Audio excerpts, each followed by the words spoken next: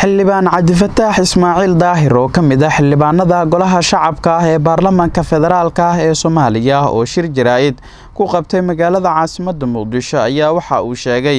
in uu shalay u tagay xarunta taliska ciidanka booliiska Soomaaliyeed si loogu soo sharciyeeyo ciidan ka mid noqonaya ilaaladiisa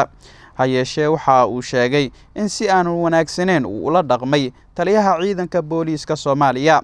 xildhibaanka ayaa sheegay in la siyaasadeeyay hay'adaha amniga isla markaana loo dhiibay dad aan aqoon u lahayn sida uu hadalka u dhigay sidaa darteedna uu dacwad u ka gudbin doono taliyaha ciidanka booliiska Soomaaliyeed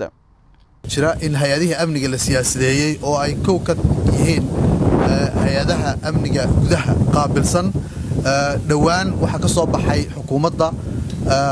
war ah in xildhibaanadu dhammaantood ay iska bedelaan ciidamadii militariga qaarkood ilaalin jiray oo ay ku bedelaan ciidamo booliis xildhibaano badan markii ay meesha ka tageen oo ay rabeen inay dalabka gudbistaan oo ciidamadii ay iska bedelaan ciidamo kale ay ku bedelaan oo booliis waxa laga hor yimaadaa aflagaadooyin iyo waxyeelooyin tusaalena waxa kuugu filan aniga laftayda shalay waxaan tagay hay'adda booliiska taliska booliiska si aan u gudbisto codsiga waxa la diray waraaqihii baan keenay taliyihii ila ballamay irid gadaala ayuu ka baxay annaga oo sugayna markii aan ka daba tagay aan ku yiri arrintaasi sharciyan ma banaanay inaad tiraahdo suga oo aanad ballan noo qaban oo aanad oran berri kaalaya haddana aad irid kale ka baxdo annagoo xildhibaano qaran oo ku sugayna wuxuu bilaabay inuu aflagaadooyin geysto oo xildhibaanada guud ahaan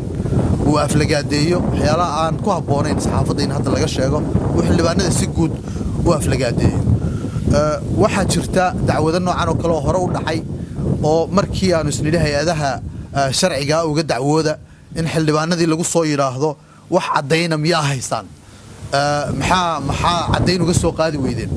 markaa shalay anigu waxaan isku dayay in aan cadayn arrintaa ku saabsan oo aan kutirikuteen ahayn in aan meesha ummadda hor keeno oo aan hay'adaha sharciga aan cadaynta u geeyo cadaymo in la keenana sida naloo sheegay waxaa faraya heerka habka ciqaabta ee criminal procedures code ka la yiraahdo qodobkiisa buugiisa labaad qodobka 135 iyo wixii ka dambeeya waxay farayaan in cadeemo la keeno marka uu dhaco faldambiyeedka shalay dhacayna wuxuu ahaa in taleefan xildhibaan qaran laga jabiyay oo amarka lagu jabiyay taliyaha booliiska waxa ayaan daraa in taliska booliiska loo dhiibo dad aan u tababarnayn oo aan lahayn xirfad booliis oo hay'ado kale ka shaqayn jiray oo hay'adii nabad sugidda Soomaaliyeed dad ka shaqayn jiray oo aan xirfadii booliiska lahayn arrintaas waa ayaan daro waana dhibaatooyinku meelaha ay ka imanayaan waxa kamid ah in shaqooyinka loo diro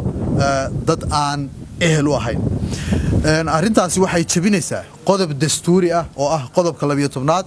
iyo qodobka 33aad ee dastuurka oo dhigaya in aan la siyaasadeynin hay'adaha amniga iyo hay'adaha kale ee adeega bulshada bixiya sida professionalka u shaqeeya in loo sameeyay mucaarid iyo muxaafidba marka maanta halkan waxaan idinku yeernay inaan ummadda Soomaaliyeed la wadaagno inaanu tallaabo sharciga waafaqsan ka qaadi doono oo aanu horgeyn doono dadkii faldambiyeedyada ka geystay taliska ciidanka booliiska oo kow ka yahay taliyaha hadda jooga ee ciidanka booliiska oo xajaar ku magac dheer marka taa waa idin la socodsiinayna inaanu tallaabo sharciga ka qaadi doono si wax looga qabto Yuusuf Maxamed Axmed galmudug TV Muqdisho